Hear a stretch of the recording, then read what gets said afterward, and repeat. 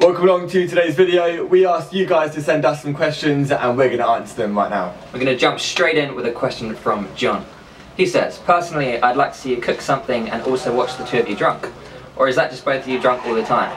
Well, I understand your point, John. We do sometimes seem a little bit tipsy, I'd say a little bit. Yeah, fair point. From watching some of our videos and like the laughing fits we've had, it's a fair comment. Look a bit drunk, don't we?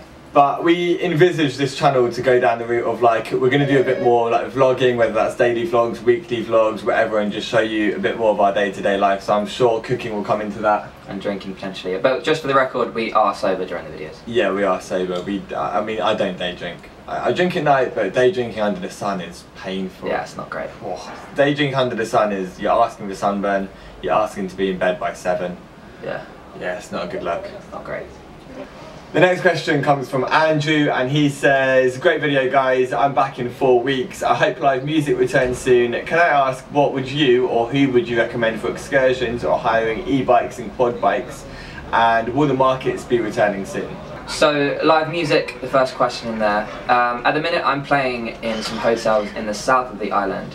But unfortunately a lot of all the bars in the north are not currently having music because the local government, like the Ayuntamiento, are saying that there's no live music allowed for COVID restrictions, which is a bit of a shame. And it seems very unfair when just in the south we can have music. So at the minute, no live music, and no one knows when they're coming back, when it's going to be back, the live music. So everyone's got their own theories, but we really don't know. It's just a week-to-week thing. So hopefully when you come in 4 weeks, was it? Yeah, 4 weeks. Hopefully things should be better by then. Yeah. And then secondly was the excursions. We haven't done many excursions here. We haven't done excursions, especially with e-bikes and quad bikes and stuff like that. We haven't done those kind of things. In a video soon we're going to talk to the people that do these excursions, and we'll probably go on some excursions ourselves and we'll take you guys with us. We wanted to do the quad bike tour, didn't we, and some boat excursions, so we'll definitely vlog some of those and let you know what it's like. Yeah, for sure. And the final question was about the markets. Similarly to the music, the markets are cancelled as well in the local area. The Lateral market's closed, Canaries market's closed, and it's a really big shame because so many people make a living selling things and making things for these markets. So, and again, like, we don't really know when they're going to be back. It's just every week the updates are made. We're hoping for the best. And it's a bit weird that, you know, you can sit inside in restaurants and bars and even clubs up until midnight, but the markets are outside, so I don't really understand why. Yeah, and it's such a nice cultural thing. You'd think they just let people sell their bracelets and sell their art. Exactly. You know, like, come on. But as soon as the markets come back here in Corralejo and in Lajares and stuff like that, we're going to go and visit the markets and we'll take you guys on the tour around them as well and show you what they're like. So the next question is from Janice, and she asks, where in Corralejo offers the lateral tests for returns to the UK, please? Yeah, we've had this question come up quite a lot since we started our channel in the last couple of weeks. We did a video on it as well. One of our first videos was covering like test rules and travel, and when things change with that we'll do another video. But the short answer is that there's 2 main places to check out. Clinic Senmed, which is up on the top road near Clarkey's and Secreto and PJ's, the Bocadillo place. And there's also one in town that is called Clinic Brizamar, and both of those you can get the lateral flow antigen tests for around about €40. The next question comes from Sarah, and Sarah says, hey guys, do you have Instagram that we can follow for daily updates? Yes, we will pop our Instagrams on the screen now. Harry's, oh, we're going to do it like that. Don't know, we'll just make magic happen. Harry's there, mine's here. You can follow us on Instagram. Harry's got like a music themed Instagram, haven't you? Yeah, so my stage name, my Lady Gaga, is Kersey. So, you're judging me there. Behind his sunglasses, he's cringing.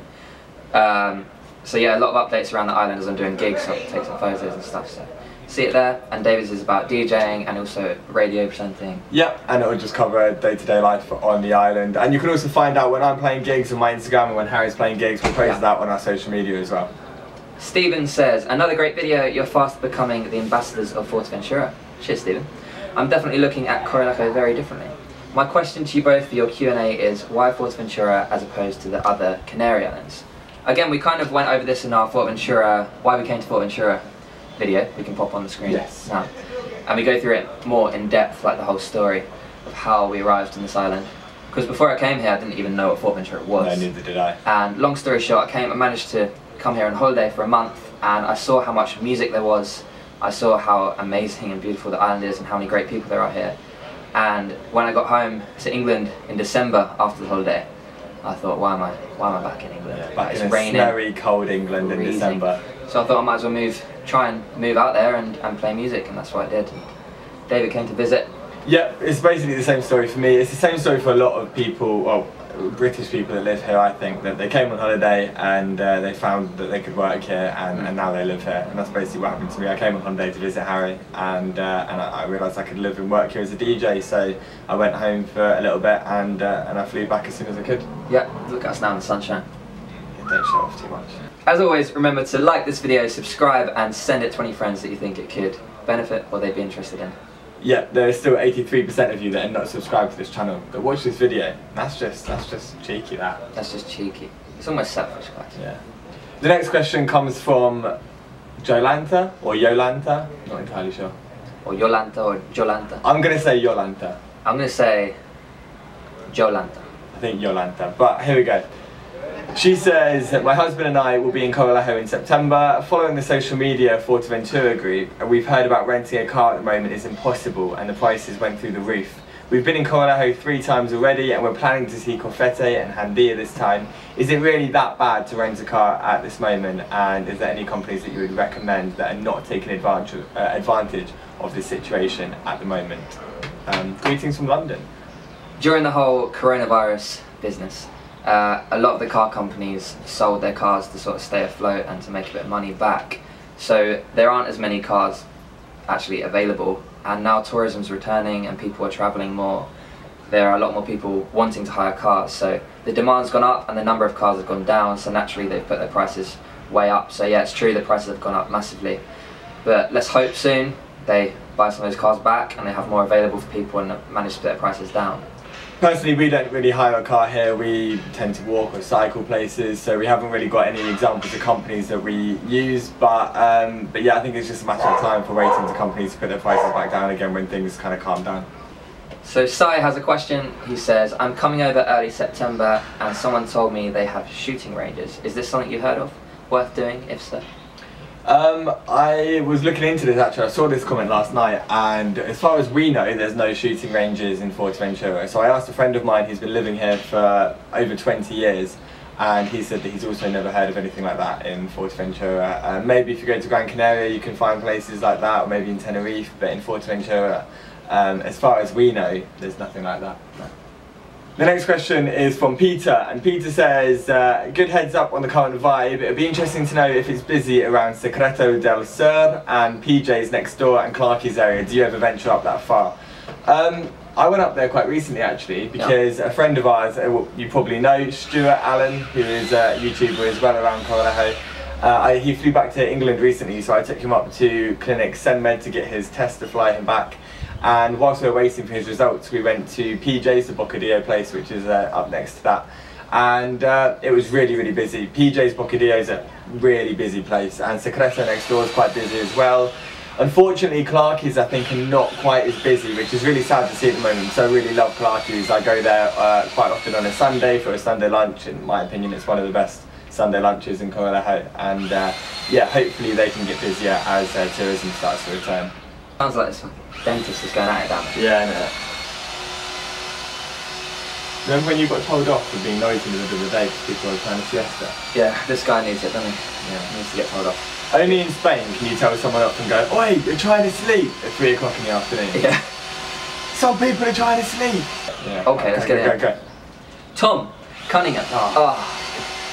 Tom asks, well, Tom first of all says, David shall forever be known as DJ Squashy, because you saw our last video, his legs were sunburned. Yeah. He looked like a sweet. It's a good point. I haven't got a DJ name yet. I've always thought DJ names were quite cringy. I never really wanted one, so I always stuck with DJ David Evans. But DJ Squashy, yeah, it's not too bad. It's got legs. Yeah, pardon the pun.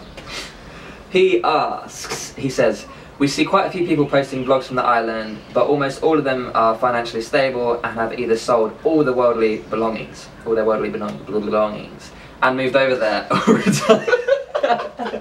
All their worldly belongings. How do you guys manage out there? Is it day-to-day things? Do you have to be savvy with money, and can you travel with like your income and stuff like that?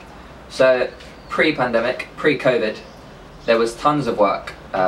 As a musician, as a DJ, literally we would gigging like almost every day. Like we were saying, like in England, you gig maybe on the weekends, on a Friday and a Saturday, or like a private party or something, but here you could work every day, and that's one of the reasons why we came here, as we said earlier. Like there's so much music, there's so much work. But now post-COVID, it's not as easy to get work. I'm working, like I said, in the hotels a lot, but nowhere near as much as I was working before, and obviously you're working a lot less. Being a DJ, it's even more difficult. Yeah, I'm just working. Normally I would DJ at Flicks and Galera as well, but at the moment I'm just, I'm not even DJing, you're not allowed to do that, so I'm just working behind the bar at Flicks at the moment just to pay the bills basically at the moment. So to answer your question about whether we have to live particularly carefully with our money here, pre-COVID, PC, we didn't have to live particularly carefully because we're working so much. Now we have to be a bit more careful because we're not, you know, there's not like an abundance of work here. I'm working, luckily, thankfully, a lot in the hotels, and David's working at Flicks, but there's nowhere near as much work. Exactly. Before. And as for living here and selling your life belongings to be able to live here, I just don't think that's, I don't think that's true. I think it's wherever you are, you rent a house or an apartment and you have a job that pays the bills, and whether you're in England or wherever you are, that's how it works. And that's exactly what we do here. We rent an apartment and we work to pay the bills of that apartment. Obviously, like the move and transition can be difficult, finding a job can be difficult, but it can be difficult anywhere, and it's no different working here than it would be working in England. If we were musicians or DJs in England, like you were DJing a lot in England, it's exactly the same. So I think a lot of people think, like as you said, like you have to sell all your worldly belongings or retire and move out here, but you can do it. You can do it at any age, whenever you want. It's just, you just need to go for it. Yeah, and it'll work out. And if it doesn't, you can go back. But really good question. Yeah. The next question comes from Joe, and Joe says, Harry, I've been listening to your music and it's absolute class. That's the one person that's been listening to your music. He's the one. Thanks. Oh my god. Thanks, Joe. That means a lot. Joe says he's due to come over with my partner in September 14th. Will you be playing in any gigs anywhere in any of the bars? So as we said at the minute, the bars don't have music, unfortunately. Hopefully in a couple of weeks, in like 2 weeks and a half I guess it is. Yeah. There'll be music back again in the bars, but we can't really promise anything. And at the minute I'm playing in hotels in the south, so if you're ever in the south during your trip, I'll be playing there, and a couple hotels here in Corralejo, playing at Barcelona Bay every other Friday. So I can update you nearer to the time, and if you follow us on Instagram, we'll put it up again. That was a weird sound, wasn't it? That was a weird sound, yeah. We can probably use a sound effect rather than your mouth. We'll probably use a different sound effect. Should we use another one? Yeah. And find me on YouTube as well. I might as well plug myself on fine. And Spotify. Okay. So there's another one. TikTok. Anything else? I don't really use TikTok. I'll update you nearer to the time, and hopefully, fingers crossed, music will be back in bars. And appreciate it. Looking forward to you seeing me at a gig. It'll be nice. Oh my god, that is amazing. It looks better than the real camera. Oh my god, we should do this every day. So we had to change cameras, guys.